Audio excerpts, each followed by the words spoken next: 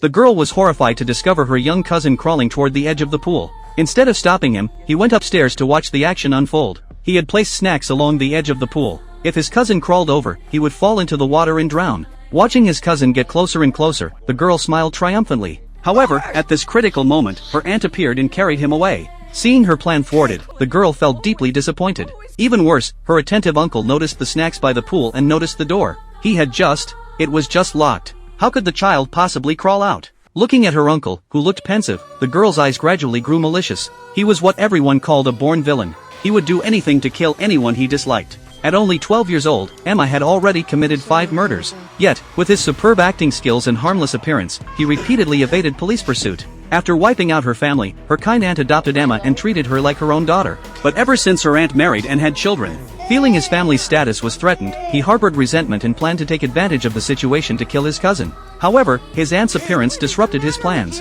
Furthermore, the snack issue caused his uncle to become suspicious. During dinner, he kept asking Emma what she had been doing. But Emma had already prepared a plan and calmly replied that she had been studying on the 2nd floor. Seeing no further information, his uncle gave up. Seeing Emma's frustrated expression, Emma found it quite amusing. He truly enjoyed the feeling of having people toyed with. But Emma's joy didn't last long. She learned her aunt and uncle were sending her to boarding school. She feigned joy, but in reality, the orange in her hand was nearly bursting. She and her aunt had lived together for 4 years. Why did they listen to her uncle's advice and send her away, even though she was clearly the family? Returning to her room, Emma could no longer conceal her anger. She buried her head in the pillow, letting out a stifled roar. After calming herself down, she walked to the mirror and frantically adjusted her hair. But the murderous intent returned to his heart.